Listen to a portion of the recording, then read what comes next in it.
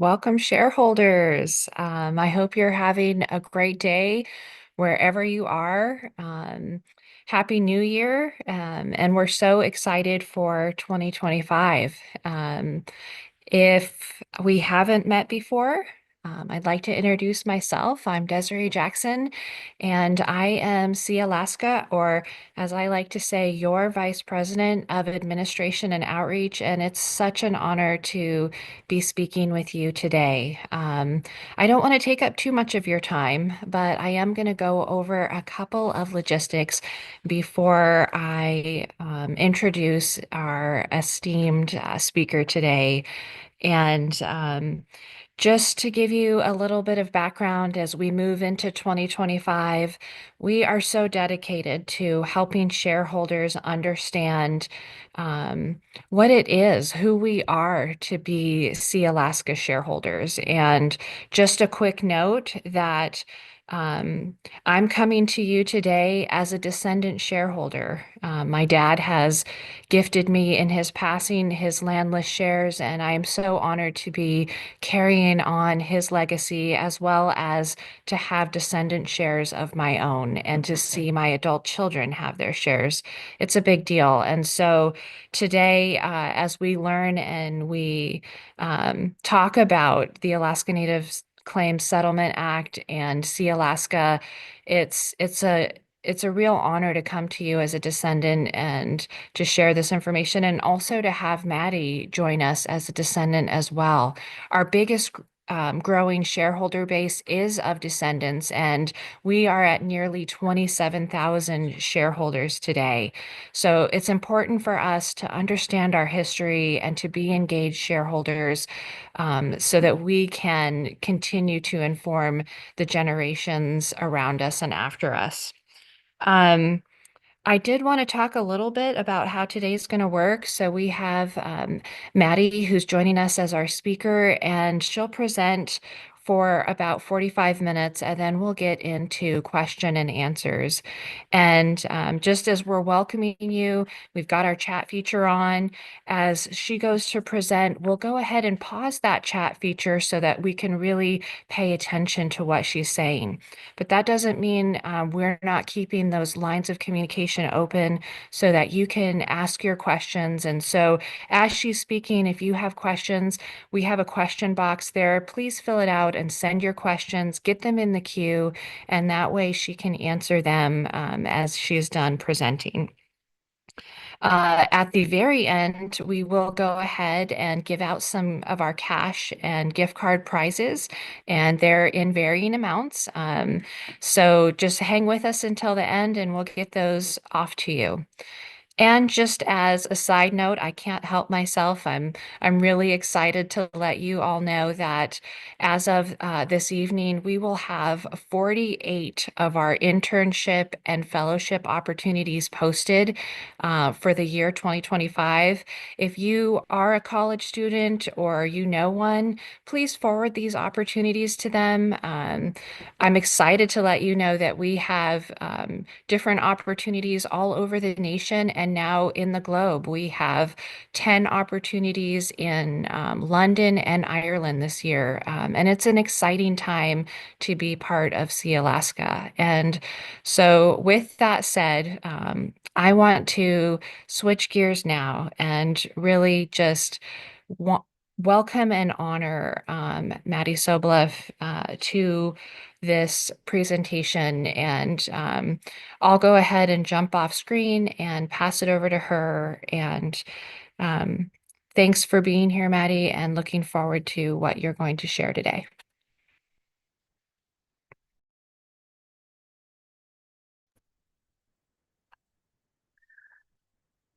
Good morning, good afternoon. My name is Madeline Soboleff Levy, and to just situate myself a little bit, I'll add Shakhe di Kla Yuchat Duesak Shine di Ayachat Juno Kwan Hai Juai Hinu di Kiang. My Tlingit name is Shakhe di Kla. I am of the Raven moiety, Sheenady. We use the dog salmon for our crest. I also carry a Haida name, Haijuai, and I last fall had the honor of being adopted into the Skalun's clan, and we are Eagle Frog. I am a born and raised Juneau kid, speaking to you all from Juneau today. And as as Desiree was mentioning some of the opportunities, I was reflecting, I am like her, I am a shareholder, but a descendant. And so I do have some original shares that I inherited from my father. Um, my parents were Ross Soboleff and Jan Levy, and also Vicky Soboleff and Keith Levy. Very fortunate in my life to have had four what loving, wonderful people who raised me, and having having inherited shares from my dad in high school, I was able to be a Sealaska scholarship recipient. I was a Sealaska intern, and while I was attending law school down at UCLA, I also served as a Sealaska Board Youth Advisor. Um, in my in my day job now, I serve as the general counsel for Clinton and Haida, and just very, very happy to be with you all this morning. And with that, we can jump right in. There we go. So just to kind of start with a quick overview, what will we cover today? We'll cover a lot. I'll um, try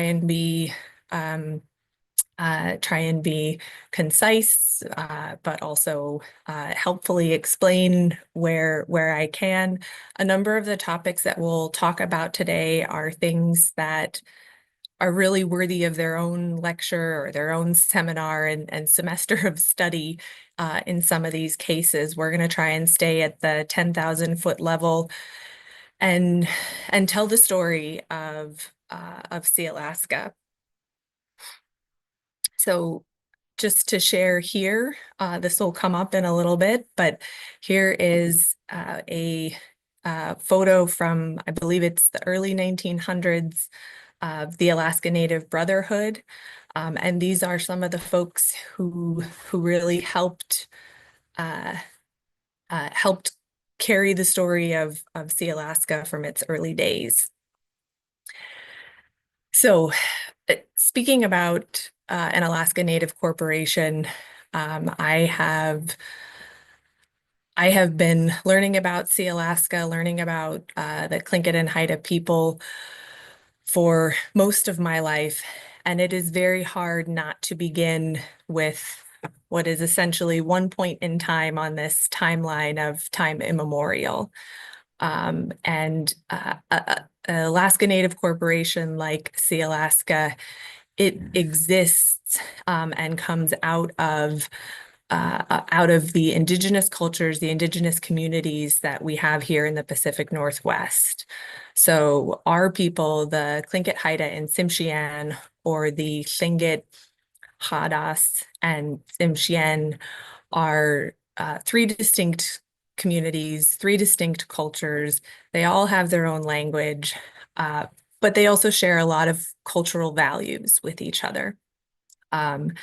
They have a lot of alignment in the way our communities are organized with clan identities, and the way that situates a person in their obligations, in their relationships, in their stewardship of our lands and their use of our lands. And so far from a cultural expert myself, I still think it's an important place to begin with time immemorial, and recognize and appreciate that Sealaska, even today in its operations, recognizes that the native values are the source of Sealaska's collective strength and identity. And so this is where we begin in time immemorial. Then we jump forward some several thousand years to about 1867. And um, and by 1867, already glossing over some things here, what is happening is Russia is selling Alaska to the United States. The cost was $7.2 million. And it is a fair and reasonable question to be asking, what right did Russia have to be selling Alaska to the United States? And speaking as an Indigenous person, would say it had a really tenuous right. However, the right of Russia to Alaska was grounded in the doctrine of discovery. And the doctrine of discovery it's originally a religious doctrine where coming out of some papal bulls, some writings of the Pope, that um, Western Christian nations were able to lay claim to the sovereign lands of Indigenous people and assert their sovereignty over them because they were coming in as civilized Christian people, and that's the basis of the doctrine of discovery. It didn't just apply here in Alaska. It's a doctrine that was used to dispossess Indigenous people of their lands all over the globe. So this is the basis of Russia's claim. This is where and the United States was in alignment with this legal doctrine of discovery and made the purchase for $7.2 million. As we move forward in time, the United States is starting to wrap its head around what is the territory or the land of Alaska vis-a-vis the United States. And Congress adopts the Organic Act of 1884, establishing the Civil and Judicial District of Alaska. The Organic Act in 1884 did speak about the Indigenous people in Alaska and said that they should not be disturbed in their possession of lands in their use or occupancy, and essentially reserved the issue of their claim to lands for future legislation by Congress. In 1912, we get the very fancy Second Organic Act because it came next. And the Second Organic Act moved Alaska from kind of a civil and judicial district into the status of a territory of the United States. And that Second Organic Act really didn't speak to the Indigenous people or their rights to land, leaving the 1884 language about Congress will deal with that later, still in place and in effect. So moving into the early 1900s, what is the world looking like for Alaska Native people? It's not looking wonderful. They have no citizenship in the United States unless they are willing to renounce their culture and their ways, their way of life. There is a fair amount of racism that is just a part of the way society is operating. As far into the 1940s, you could find signs around Alaska that would say no dogs, no natives. And this, similar to the way that segregation was a part of the way the world operated, this was the way the world was operating in the state of Alaska. And and Indigenous people, as they do everywhere, were not wont to tolerate that state of the world. So in 1912, and then in 1914, the Alaska Native Brotherhood and then the Alaska Native Sisterhood were formed. The ANB and the ANS were Alaska, but there were chapters all over the state of Alaska. And this is because Southeast Native people were not the only people who were facing racism. It was something that the Indigenous people of all Alaska were encountering. And so they were going to band together. They were going to pursue civil rights.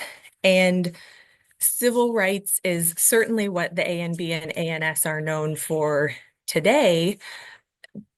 But civil rights in the early 1900s also included the question about Aboriginal land claims, because at this time, the lands had been taken from the Native people all over Alaska, and in Southeast, this was the establishment of Glacier Bay National Park, of the Tongass National Forest, and the Annette Island Reserve. It all totaled some 20 million acres, and this taking occurred without any compensation to the people of these homelands.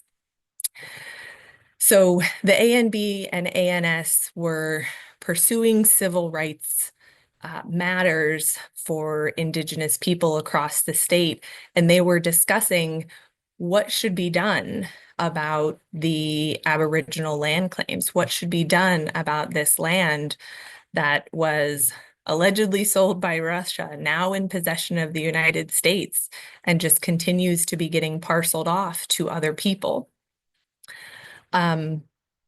After much debate, after much conversation and discussion, in 1929 at an ANB Grand Camp in Haines, Alaska, there was a resolution and a vote to approve pursuing land claims for the Tlingit and Haida people.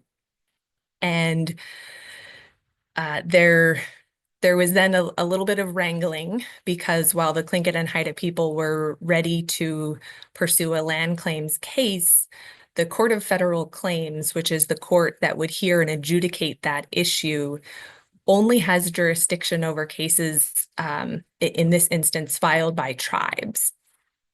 So a federally recognized tribe a federally recognized tribe is who needed to file the case. Now, when I talked a little earlier about the Tlingit, Hadas, and Tsimshian people, I mentioned clan identities. A federally recognized tribe is not how Indigenous people organized themselves. It's a federal construct. It's how the federal government organized the Tlingit, Hadas, and Tsimshian people. And but in order to pursue this land claims case, the Tlingit and Haida people went to Congress and got a resolution with the Jurisdictional Act of 1935 that authorized this land claims case to be filed. And it sought compensation specifically for those 20 million acres of land that had been taken.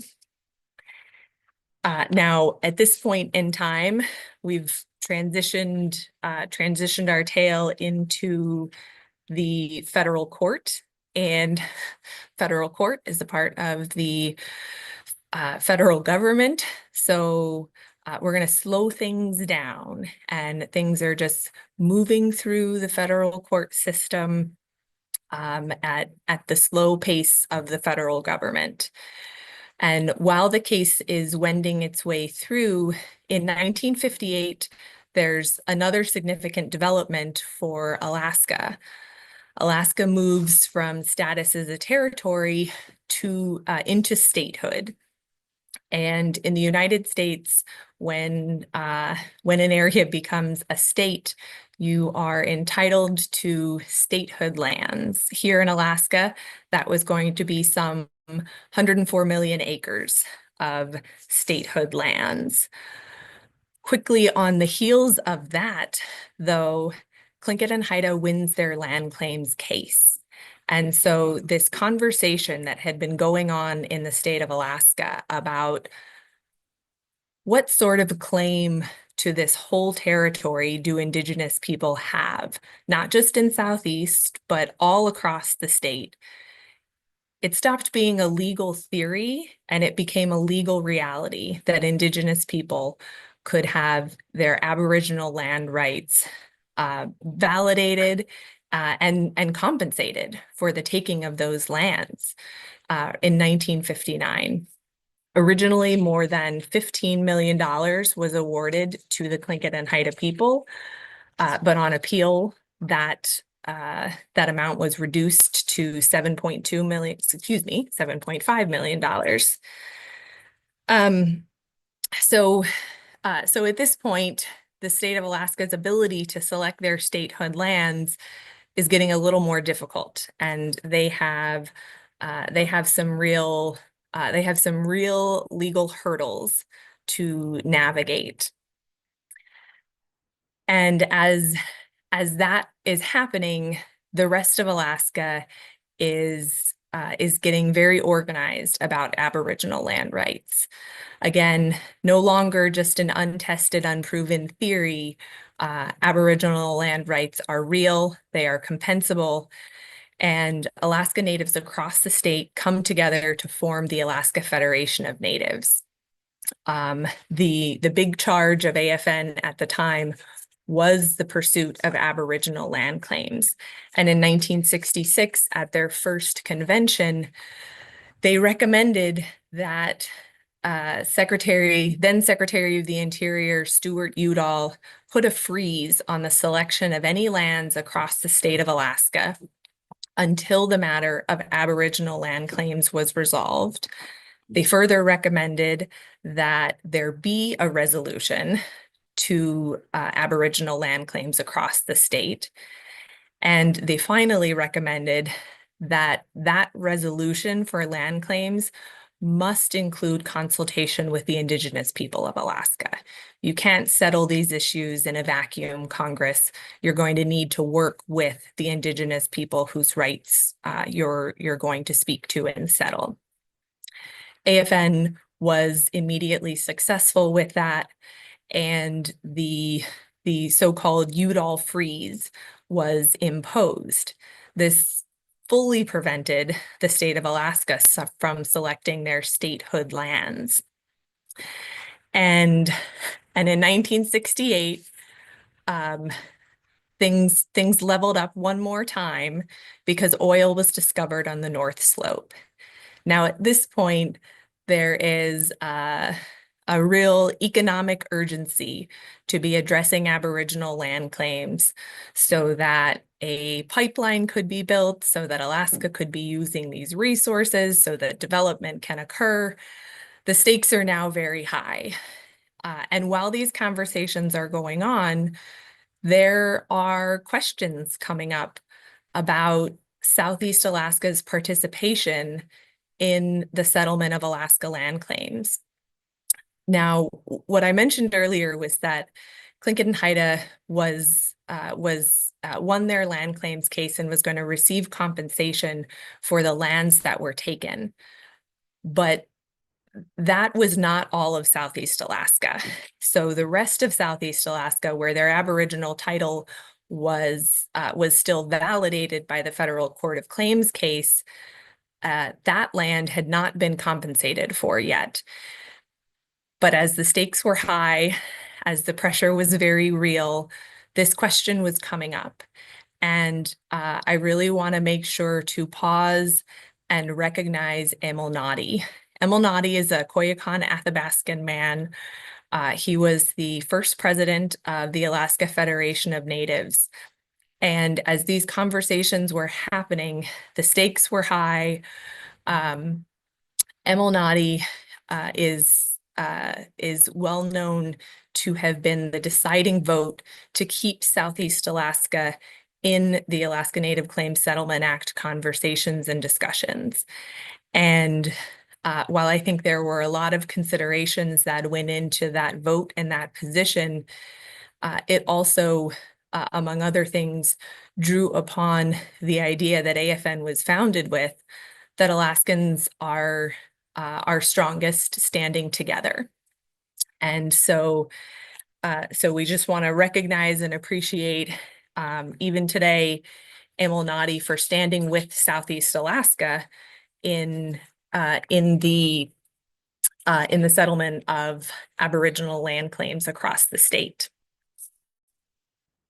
So the stakes were high, the pressure was on, and in 1971, the Alaska Native Claims Settlement Act, ANCSA, was passed by Congress. What did ANCSA do? I said at the beginning, but I'll say again, this is really worthy of its entire own class. It is a substantial piece of legislation, but at the highest level, it settled, it extinguished Aboriginal title to all of Alaska. And the structure that Congress put in place was very unique. Alaska was divided into 12 regions. There was a 13th region for outside of Alaska, though that's no longer in operation. But the state was divided into 12 regions, each of which would be governed by a regional corporation. Within each of those regions, altogether, over 200 village corporations were formed, and land and money flowed to those corporations. These corporations were chartered under state law.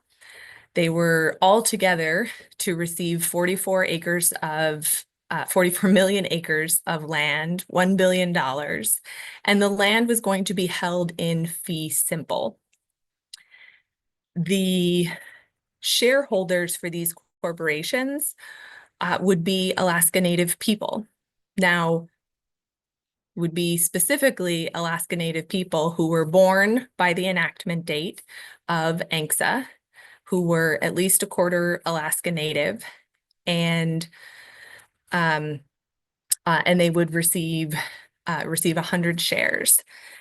So we have something getting set up in Alaska that is very different from the way Aboriginal land claims were settled and addressed in the lower 48 in the rest of the United States.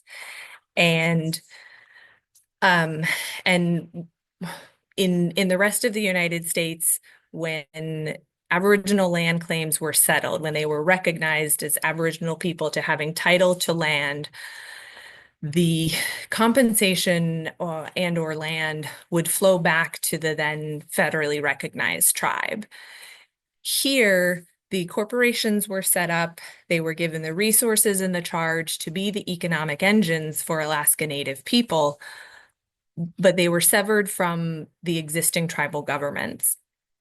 And so as Alaska has unfolded, we'll get to this at the last slide of this presentation. We have a complex structure where people get to wear a lot of hats and have a lot of opportunities for involvement, a lot of opportunities for meetings, for learning Robert's Rules of Order. There's a lot of complexity to the way that Alaska is now organized. So overarchingly, what ANCSA did was it settled the Aboriginal land claims, and it returned to Native ownership some 12% of the state of Alaska. But here in Southeast Alaska, where they factored in the settlement of Tlingit and Haida land claims case, we had a different equity split, and the equities did not favor Southeast Alaska. So the title to land is somewhere around 2% of the original land base down here in Southeast Alaska. And finally, I'll say that the other thing that ANCSA did, looking under the zero here on our slide, is that ANCSA extinguished the hunting and fishing rights of Aboriginal people. Now, there was an intent from Congress that our way of life, that subsistence rights, the ability to hunt, gather, fish, and provide for yourself and your family and your community in the foods that and ways of life that sustain us, that was supposed to be protected, but that has not come to pass. And as we look at what ANCSA kind of wrapped up with, we should understand that there was an intent that some of the ANCSA provisions would expire 20 years after the enactment, and the provisions would change, and the corporations would look a little different. So what did that mean moving forward? Moving forward, that meant in 1991, just shy of 20 years after enactment, there were further amendments to ANCSA. And those amendments provided some important protections for the land and control of corporations. It protected certain lands from taxation when they were undeveloped. But very importantly, it maintain some restrictions on the sale of stock. And so Alaska Natives who own shares are not allowed to sell those shares on the open market, maintaining that connection with the land and with our Southeast community. The 1991 amendments also authorized the issuance of stock to Alaska Natives born after 1971. As Desiree mentioned earlier, folks who were born after 1971 did not have the ability to own shares unless they inherited those shares or were gifted those shares. And so this allowed corporations to make the decision to issue stock to those natives who were left out. And finally, the 1991 amendments also authorized the issuance of stock and special benefits for our elders. In 2007 and then in 2009, Sealaska shareholders voted to approve and exercise those rights that were authorized in the 1991 amendments, and to allow people who were born after the enactment of ANCSA to receive shares and authorize special provisions and benefits for our elders. This is a picture of Sealaska's original board, and I will just pause for a moment in the lower left corner there. You can see names that some of you may be familiar with. If not the first names, last names of people in your family, people from your community.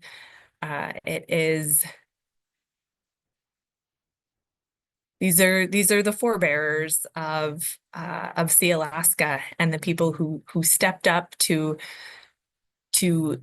answer the question of what does an Alaska Native corporation look like? It's not something that existed anywhere else in the country. And these people were willing to say, all right, we can make this mean something for our people. We can make this mean something for our communities. And we're willing to lead our people through this. On the left side of the slide here, you'll see the first board of directors, led by John Borbridge Jr. Today, Sealaska is led by board chair Richard Reinhardt, whose Tlingit name is Tashi, and the vice presidents Desiree Jackson and Derek Fredrickson. And as I said earlier, as we talk about what does Southeast Alaska look like today, it looks a little complex. There is the regional corporation of Sealaska. There is the regional federally recognized tribe of the Central Council of Tlingit and Haida Indian Tribes of Alaska. There are village-based Alaska Native corporations. There are federally recognized tribes. Um, there are nonprofits that serve our communities. They serve them in ways of language preservation, cultural preservation, fostering economic development. Um, they serve our communities through housing authority. They provide early childhood services through the provision of Head Start, and all of these entities are able to all of these entities, I guess, have shareholders affiliated with them. They have tribal citizens affiliated with them, and they come together to serve our Alaska Native people. Desiree, oh, went the wrong way. That concludes the presentation for the morning, and I'll turn things back over to you.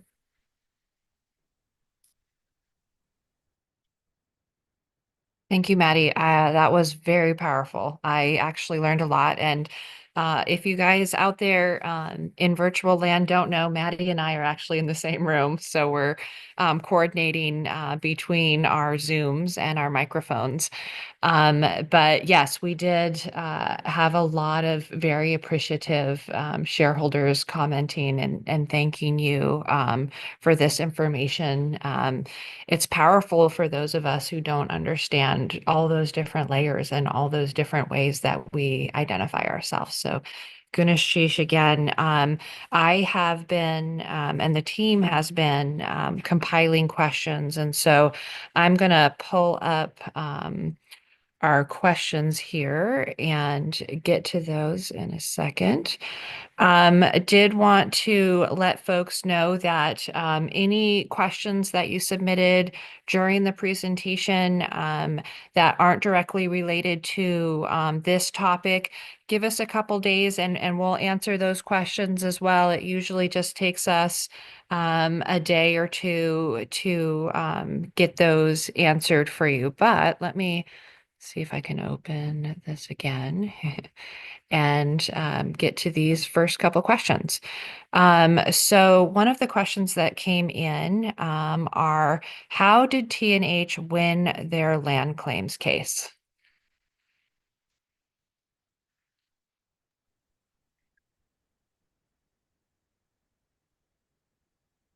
Well, that is a deep question with some 30 years of federal court records associated with it.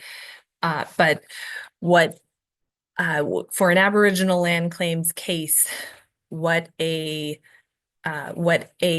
federal court is looking for is use and occupancy of the territory. And for Southeast Alaska, we were looking at everything east of the 141st meridian, and everything east of the 141st meridian was property where the Tlingit and Haida people were able to demonstrate to the federal court, not only have we been here, we have been using these lands. And so the original award to Tlingit and Haida of over $15 million, when it was reduced, the reduction by about half was because on appeal, the federal court removed the valuation of fishing rights. So in the Court of Claims case, Tlingit and Haida had not just demonstrated that they were living here in Southeast, they had demonstrated that they were exclusively using the fisheries from from Yakutat on down. So it was really about that use and occupancy demonstrated to federal courts.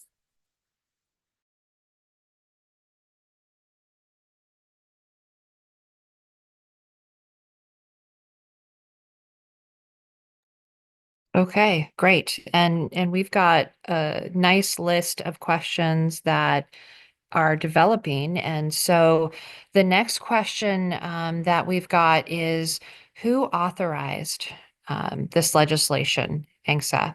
And this has a couple parts. It also talks about who authorized allowing the state to borrow from the PFD, and other questions around how come payments have not been made yet. I wonder if if you could expand a little bit on who authorized ANCSA. Thanks. Yes. So So the Alaska Native Claims Settlement Act was passed by Congress and then enacted by the president. So because the land was dealing with a Aboriginal claims to the state of Alaska, the federal government has primacy in the United States when it comes to dealing with the Indigenous people of this country. And so the matter was left to Congress to be addressed. And there are really many years of congressional record that are available out there that led to the adoption of the Alaska Native Claims Settlement Act. There were, field hearings by the House and by the Senate. There were hearings in Washington, D.C. There was testimony offered by Alaska Native leaders. There's voluminous record of tribal leaders from the state who sent in letters to Congress for all of these different hearings. And having heard all of that evidence, having heard all of that advocacy from Alaska Native people, Congress enacted the Alaska Native Claims Settlement Act. So it was an act of Congress. Okay. So our next question, I think I can actually answer. And, is there a place to get a copy of this presentation? We will actually have this presentation and the live stream archived on my Sealaska. And so if you're wanting to watch this later, share this with friends, or use this information, all you have to do is log back in and look for our archive stream. We should have that up by later this afternoon. Um, Another question that came in is, I was wondering if Maddie would please expand a bit on fee simple versus trust status for lands.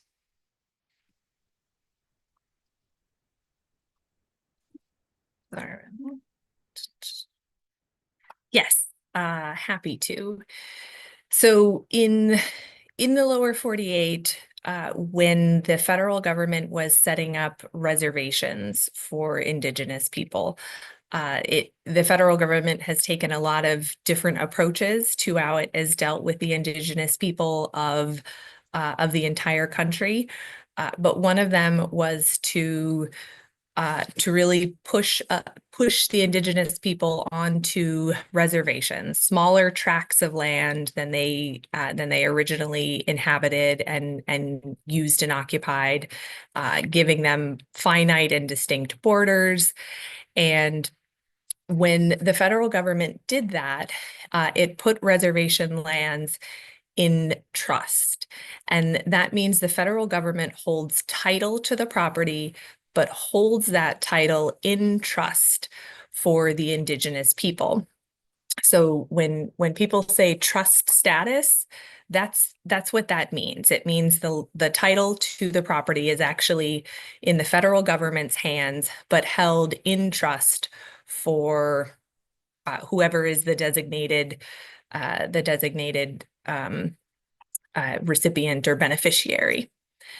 So land in fee simple is the land, title to land and ownership of land that is unburdened by this trusteeship. This is the land that if a person were to buy a piece of property or to buy a house, they receive title to that land in fee simple. Now, subject to their local or state government regulations, they can develop that land, but the land is titled in their name, and subject to their use and discretion. When the federal government owns title to the property, not only not only is the tribe or the trust owners um, not the people who have title, but they are subject to many federal regulations about how that land can be utilized. So there are going to be a lot of different parameters that apply to how trust land can be used versus fee simple land. So it was a really significant decision that the ANCSA lands were going to be owned in fee simple versus in trust status. It came with a very different set of limitations and protections. Goodness, very technical. Thank you. I'm so glad you've got the knowledge on that. So another question that's come in is what are some ways that ANCSA has affected land use and resource management in Alaska?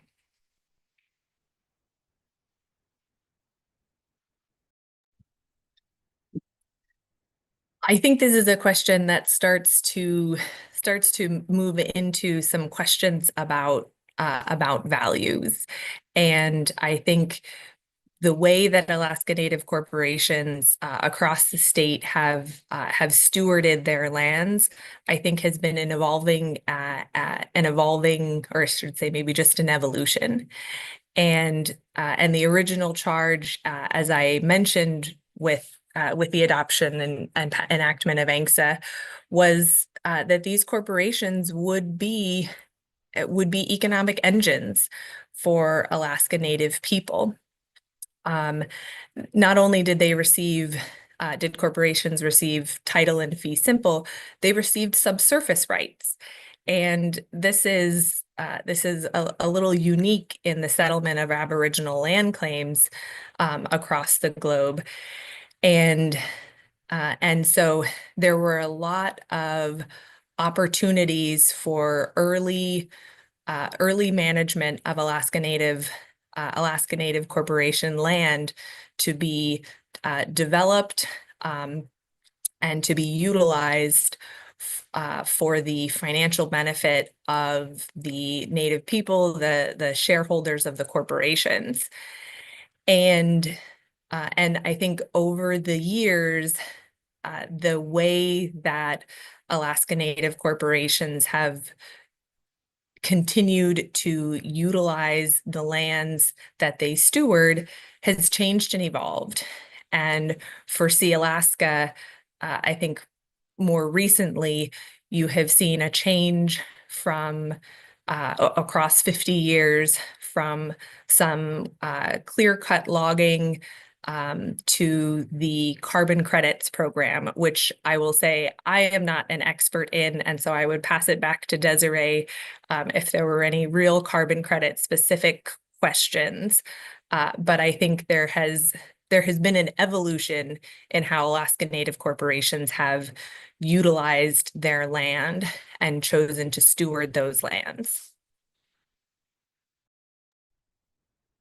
Thank you, Maddie. That was amazing. And, as I think about how we're moving forward with land stewardship, the buzz sort of theme for Sealaska is habitat restoration. And, what are we doing to protect our salmon and to ensure that our habitat is as it needs to be for our future generations. So appreciate you bringing that up. Um, I've got a couple more questions and then we'll get to the door prizes. The next question is, what are the chances of Natives Without Land bill of passing through Congress, and how has Sealaska supported these five communities? I will start by saying I really appreciate that question. And as we were on that last slide, that was something that I had intended to mention, that there are five communities in Southeast Alaska who did not have village corporations set up for them. And so they have been sometimes referred to as the landless communities, as Alaska Natives Without Land. Um, for for I believe I can say decades now, this is an issue that Sealaska has advocated for the opening of ANCSA to establish corporations for these communities. And Sealaska has not had to stand alone. I know that the Alaska Native Brotherhood and Sisterhood and Tlingit and Haida and many others in Southeast Alaska have stood with these five communities to encourage and advocate that Congress act to make things right for them. And in terms of the chances that they have, I am forever an optimist on this. There have been pieces of legislation introduced to Congress to try and settle this on and off for the decades of advocacy that the issue has been really being brought to the forefront. And what I would say is that I very much hope that that a new Congress can be ready to hear the wrong that was done here and move to make it right.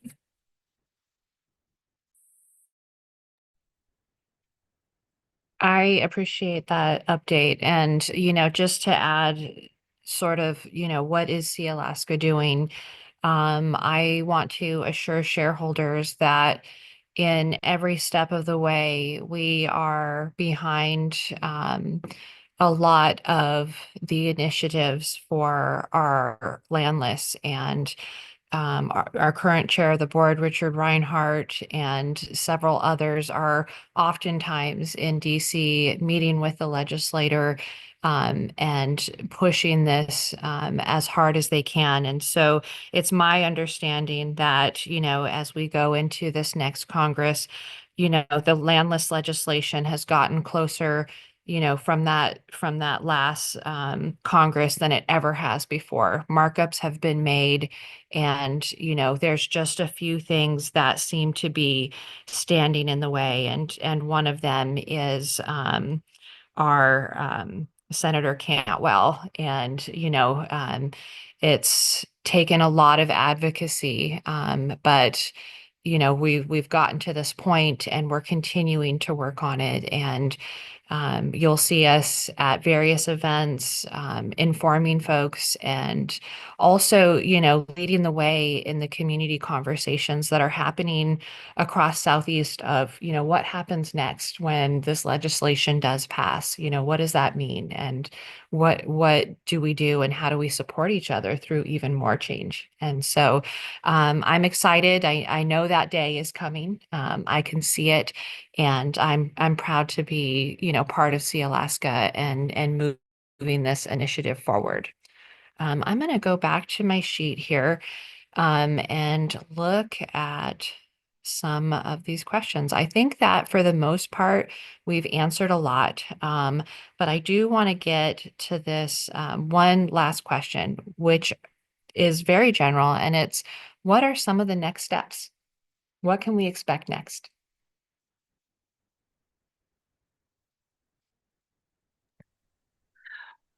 Well, I think in preparing for this presentation, I was perusing the Sealaska website, and one of the things that struck me was that ANCSA ANCSA was a unique structure. it was something that was set up for Alaska Native people, different than everywhere else. And and as I mentioned, those original board members sat down and started to write, what does it mean to be an Alaska Native corporation? What does this look like? That story has changed over time. I think as Native communities have chosen to say, this is what matters to us. This is where we draw on our values. This is where we look to our language. This is where we recognize our stewardship of our lands. And uh, and and as we continue into the future, I think we can remember that that sort of cutting edge perspective that our ancestors, that the leaders who taught us had, to say this may be the box that we are in now, but it's something that we can make work for us, because Indigenous people across the globe have always found ways for the world around them, to navigate the world around them. They have not been willing to be acted upon. They form the A&B and ANS. They pursue a land claims case. They say, all right, now we have shareholders. We have a new hat to wear. And so the story of what an Alaska Native Corporation is, of what Sealaska is still being written. And it's something that we all get to have a part in, and we can continue to define, what does success mean for us? How do our values play into this, et cetera. So I think it's a story that's still being written.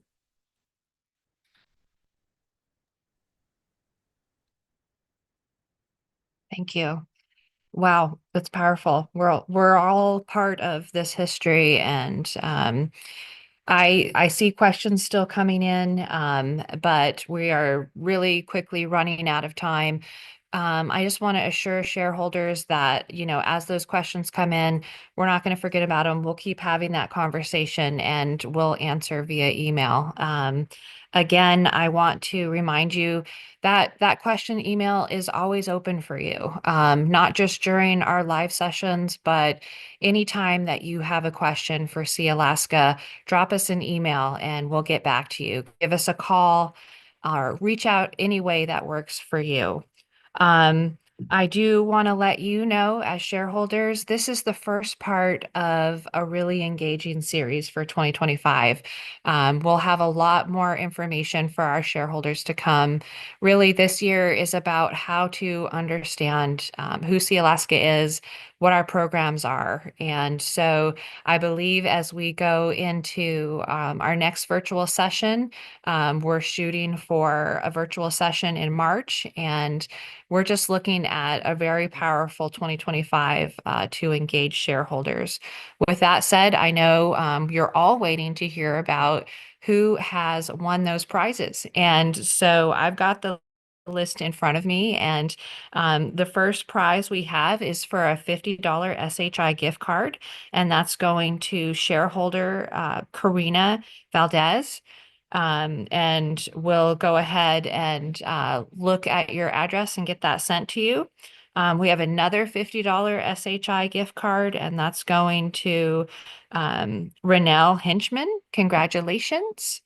Um, we have got a $100 SHI gift card, and that's going to Toby Iverson Halliday. Congratulations. You've won an SHI gift card. Another $100 SHI gift card is going to Juliana Fitzsimmons. Congratulations. SHI has got some amazing gifts, and just looking at Maddie, your earrings and necklace. I wanted to ask you so bad where you got those, but those are hopefully or similar items are available at our SHI gift store. Okay, so this one is actually a $100 payment that will go right through our shareholder system. And that is for Ernest Mark Williams. Congratulations, Ernest. And our last winner for another $100 direct payment through the shareholder system is Tanya Olstrom.